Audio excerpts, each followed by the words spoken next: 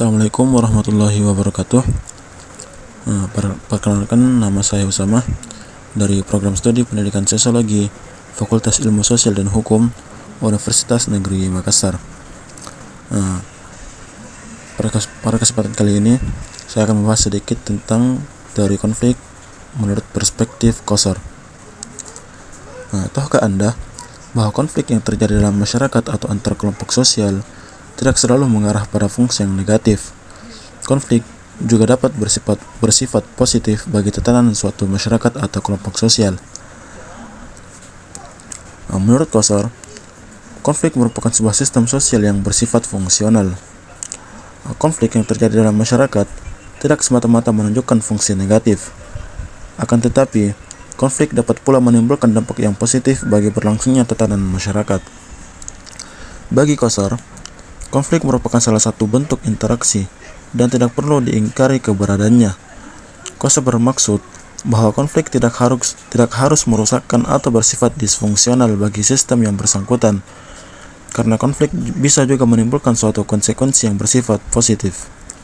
Kosor memberikan gambaran kepada kita bahwa konflik sebagai perselisihan mengenai nilai-nilai atau tuntutan-tuntutan berkenaan dengan kekuasaan, status, dan sumber-sumber kekayaan yang persediaannya tidak mencukupi.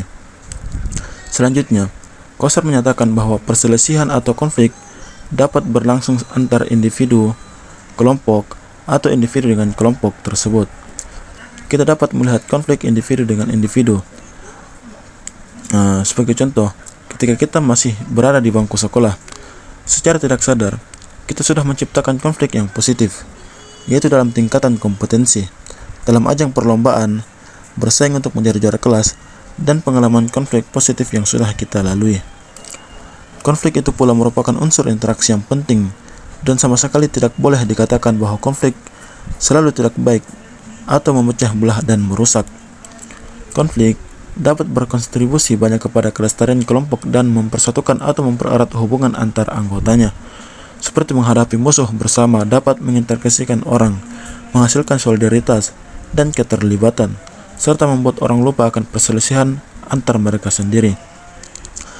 Dalam membahas berbagai situasi konflik, Lewis Kosor membedakan konflik menjadi dua, yakni konflik yang realistis dan yang tidak realistis.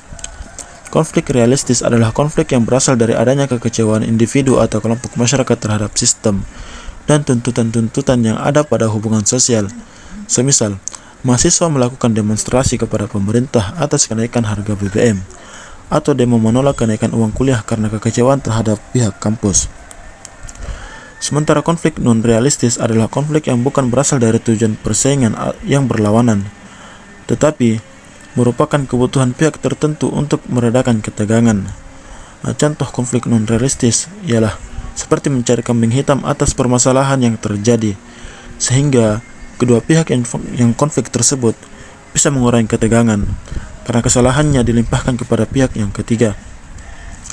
Selain membaginya, Kosor juga mengemukakan teori konflik dengan membahas tentang permusuhan dalam hubungan-hubungan sosial yang intim, fungsional konflik, dan kondisi-kondisi yang mempengaruhi konflik dengan kelompok luar dan struktur kelompok sosial. Yang pertama, permusuhan dan kelompok sosial yang intim. Bila konflik berkembang dalam hubungan-hubungan sosial yang intim, maka pemisahan antar konflik realistis dan non-realistis lebih sulit untuk dipertahankan. Semakin dekat suatu hubungan, maka semakin besar rasa kasih sayang yang sudah tertanamkan, sehingga makin besar juga kecenderungan untuk menekan ketimbang mengungkapkan rasa permusuhan. Kedua, fungsionalitas konflik.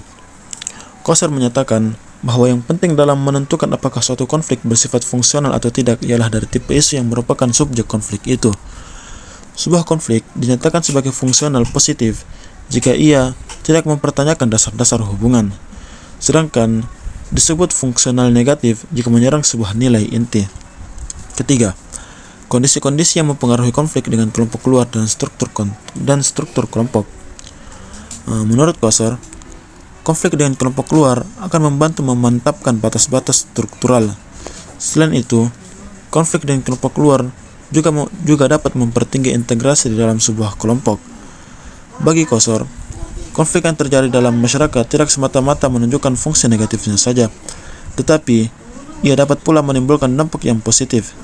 Oleh karena itu, konflik juga dapat menguntungkan bagi sistem yang bersangkutan.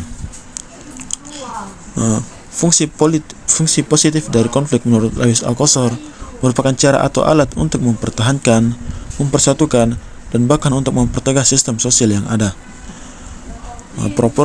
Proposisi yang dikemukakan oleh Lewis Althusser yaitu ada 5. Yang pertama, kekuatan solidaritas internal dan integrasi kelompok dan kelompok dalam akan bertambah tinggi apabila tingkat permusuhan atau suatu konflik dengan kelompok luar bertambah besar.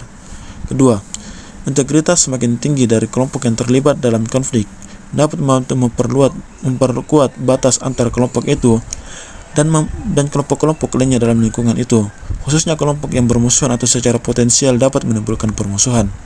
3. Di dalam kelompok itu, ada kemungkinan berkurangnya toleransi akan perpecahan atau pengatokan, dan semakin tingginya tekanan pada konsensus dan konformitas. Keempat, para penyimpang dalam kelompok itu tidak lagi ditoleransi. Jika mereka tidak dapat dibujuk masuk ke jalan yang benar, mereka kemungkinan besar diusir atau dimasukkan dalam pengawasan yang ketat. Terakhir, dan sebaliknya pula, apabila kelompok itu tidak terancam konflik dengan kelompok luar yang bermusuhan, tekanan yang kuat pada kekompakan, konformitas, dan komitmen terhadap kelompok itu kemungkinan sangat berkurang. Ketidaksepakatan internal mungkin dapat muncul ke permukaan dan dibicarakan, dan para penyimpang mungkin lebih ditoleransi. Umumnya, individu akan memperoleh ruang gerak yang lebih besar untuk mengejar kepentingan pribadinya. Mungkin hanya itu saja yang dapat saya sampaikan. Assalamualaikum warahmatullahi wabarakatuh.